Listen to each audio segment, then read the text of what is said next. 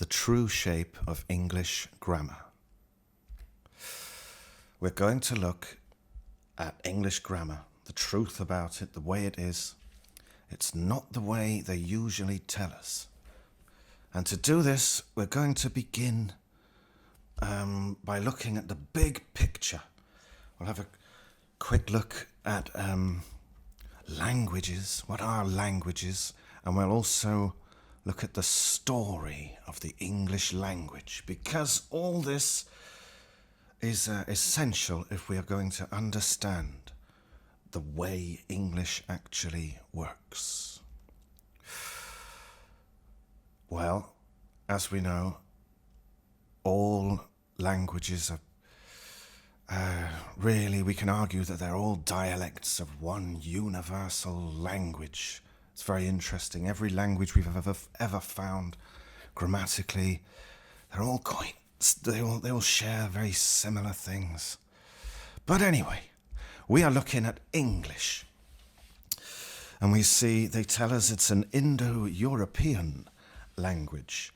And that means, here's the family tree, that all these languages, they think are related like a family. They all came from one source. And we see on the Germanic branch, at the end, English. At the end, it's a Germanic language. And here are all those countries. We can see the main language families: the Germanic, the Slavic, the Romantic. And most of the world speak an Indo-European language. This is interesting. In linguistics, when they do a little asterisk, they mean it's a theoretical word. And they think this was maybe the source of the number 2. And we can see, yeah, I see that. So English is a Germanic language, but there's a lot more to the story. It's not like any of the other Germanic languages in important ways. Indeed, English is not like any of the other Indo-European languages in important ways. Right, we need the story of English.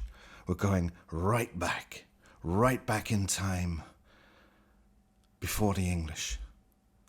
The Celts, they're speaking Celtic languages. Also, we're remembering at this time there were not distinct languages like we find today, spoken by millions of people all agreeing on what they sound like. There was just dialects, and people in neighbouring towns could understand each other, but people from like maybe 5-10 towns away would have a problem. And there was this fluid change everywhere. But anyway, the Celtics coming in, building houses like this. But interestingly, we're looking at the English language.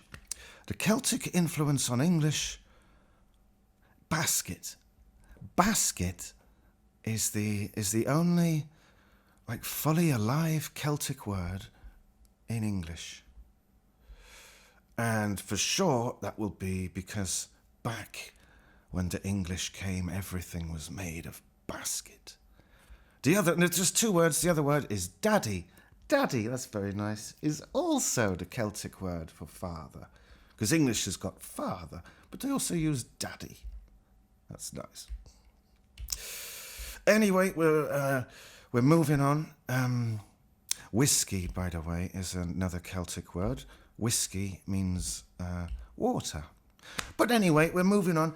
Romans come next. They, as we know, they take over Britain, which is the continental name for these islands off Europe. Britain, it's the old name.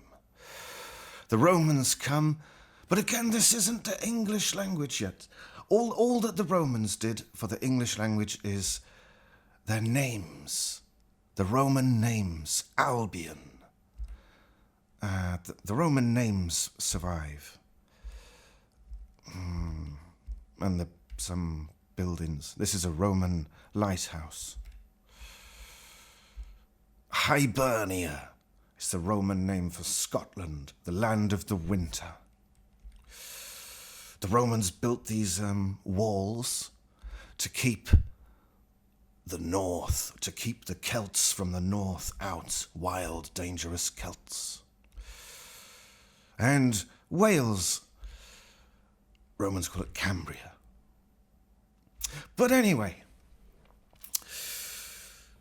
what happens, we want the English language. What happens is the Romans leave Britain. They abandon Britain. The Celts from the north come down because they want all that good land in the south. And the Celtic kings, one of the Celtic kings in the south, he pays soldiers. Here he is, King Vortigern, played by Rutger Hauer. He pays soldiers to come across from Germania and fight off the invading northerners. And these are the English. And at first, he pays them with land. If you help me win this, you can have the land. But these Germanic-speaking peoples just keep coming. And these are the English. You can't trust them right from the very beginning. The Celts are forced west into Wales. And interestingly, we notice the word Wales actually is the English word for the foreigners. It means the foreign people. And it's also there in the Cornwall. And it's also in Belgium. The Wallonia is from the Germanic word for the foreign people, the French-speaking Wallonians. But anyway, so this is the beginning of English. Germanic-speaking peoples. There's not one old English. It's just all dialects.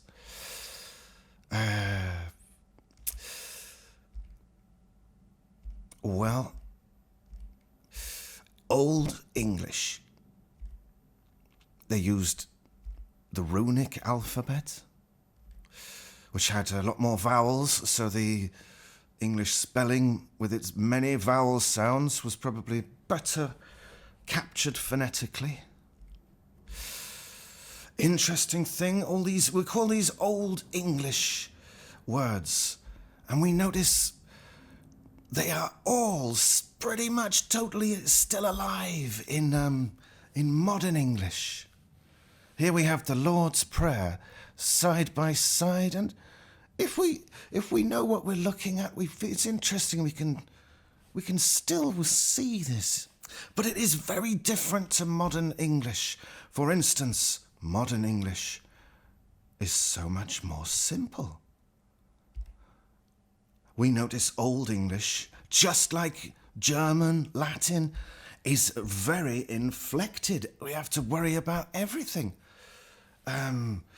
Yes, this is the essence of it. Old English is it's got gender, and we have to like absolutely everything has to be declined and inflected. It's like a very complex, complicated grammar to learn. And well, next in the story of English, the Viking conquests. But we notice this is just more Germanic-speaking people, so it's not such a big change linguistically. And indeed, like a modern native English speaker, you can't feel any difference in the feel of the words between these waves of Old English Germanic speakers. And, well, so there we have England, and we can call it England. People kind of united now by their Germanic language as much as anything else. But now comes the important part. This is what really creates modern English. Hastings, 1066. England is invaded and conquered by the French-speaking Normans.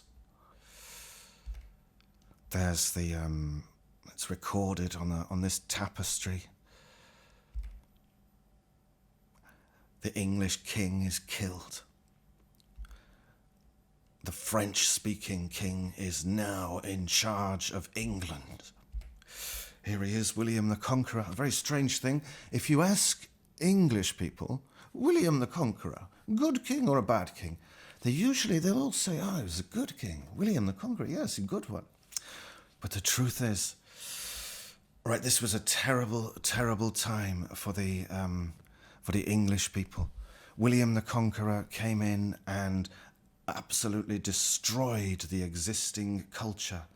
Unlike the Romans, who let the existing culture continue, he put all his own people in power. He took control of everything. Very dark times. And the language changed enormously because people, it was imagine like the entire nation was stirred up for generations.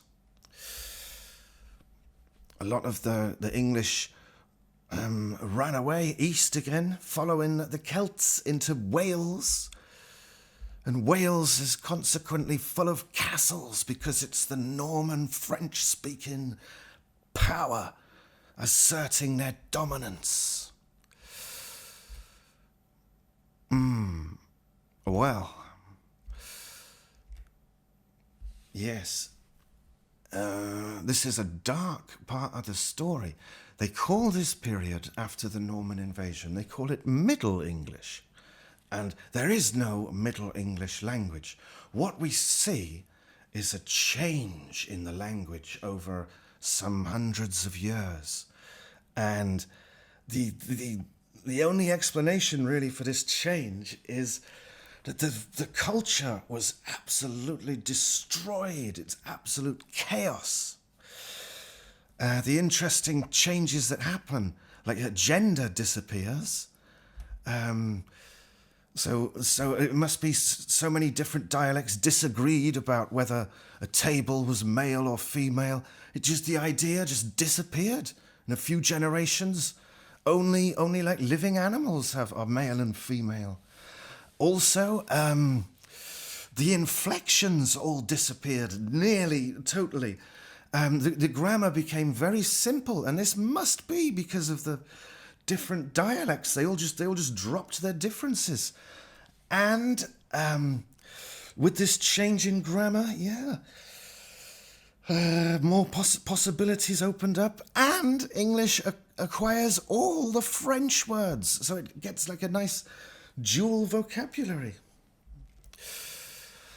This is Middle English, but as I said, there is no one Middle English, and it tidies up as I not know, nor I not can tell all the atrocities, nor all the cruelties that they did to wretched people in this land, and that lasted the 19 winters while Stephen was king, and always it was worse and worse. They imposed payments on the villages at regular intervals and called it protection money. Anyway, bad times. Now, what happens, the language we're speaking now, modern English, is by about Shakespeare times, that language is fixed. One of the things that happened was printing was introduced in about 1476. Printing, and what they did, again, remember, England is all different dialects. They chose a dialect in the middle, a London dialect, because the Northerners and the Southerners both could understand this middle dialect. And just with the influence of the technology, this one dialect became the standard, spreading throughout England and then ultimately the entire world as the one standard. And we see it's exactly one of Shakespeare. The other change was politically.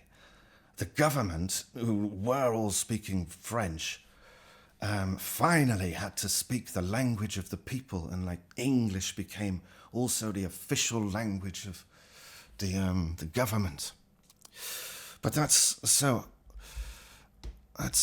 what happened.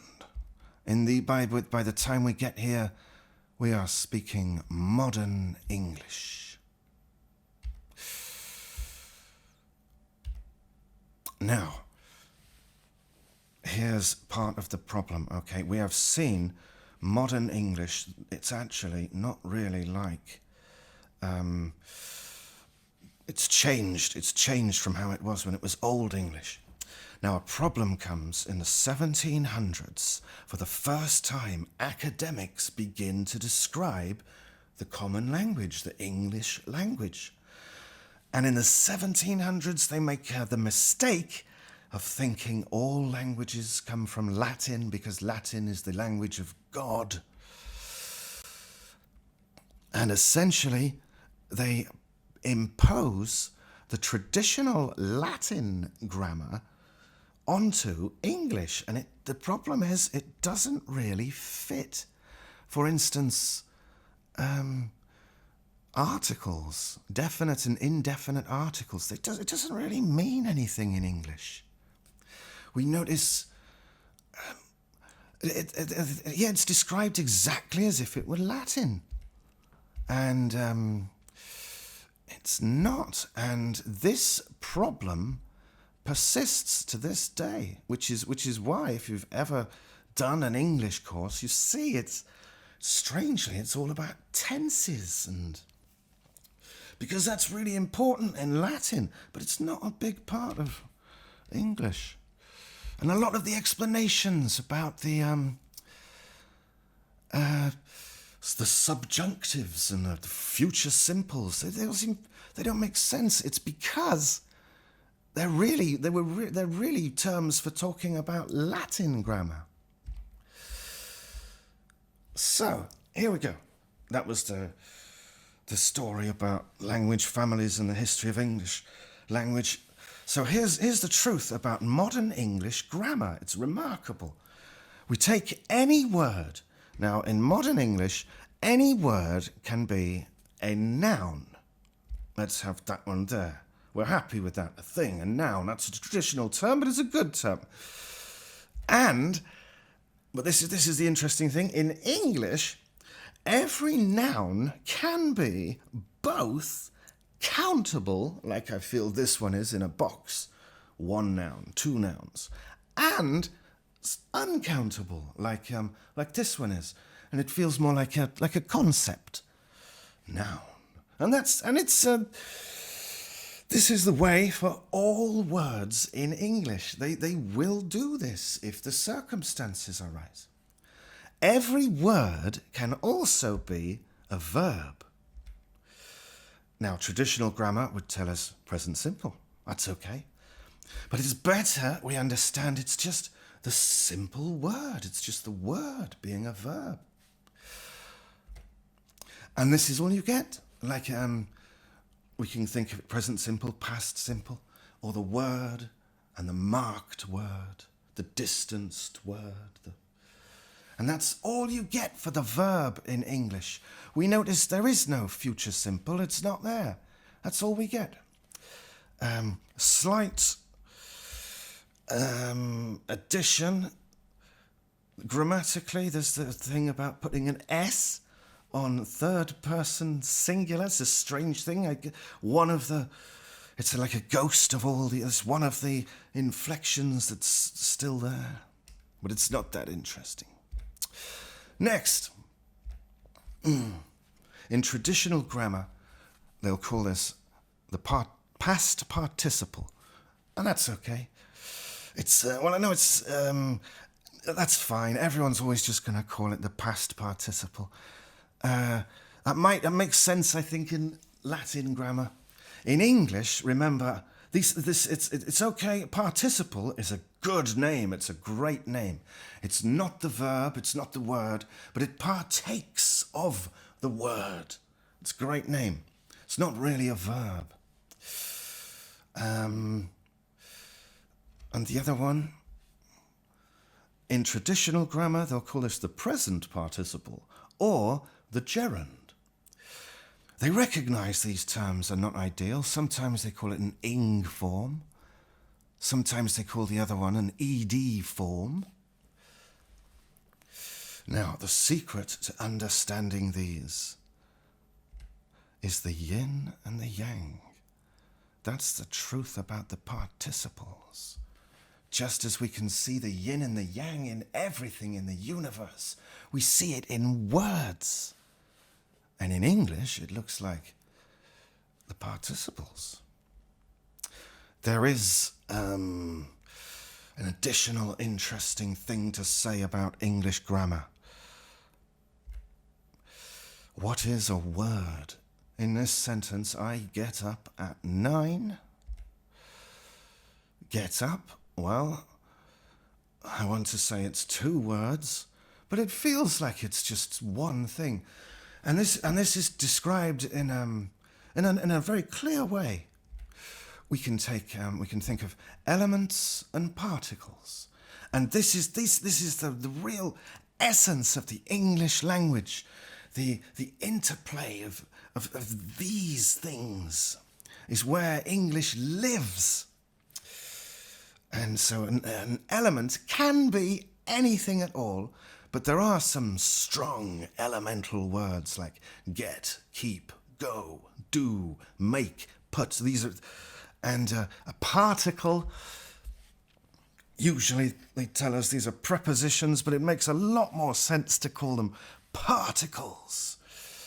And together we can say it's a lexical item, and that's fine. And this, that really is where English lives. Traditional grammar, we notice, says nothing about this. English lessons sometimes talk about phrasal verbs, but they don't say much about it. And for sure, the reason is Latin doesn't do this, so traditional grammar is literally silent. But this really is where you have to look. If you want to understand the real way of English, you have to understand these core, vital words, the elements and the particles. Phrasal verb, for instance, is not a good name because, as we know, every word can be a noun. And get up as a noun is quite a nice one, and it usually means your clothing, your outfit, wearing a nice get up. Well, that's it. That is essentially the way, the true shape of English grammar. Thank you very much.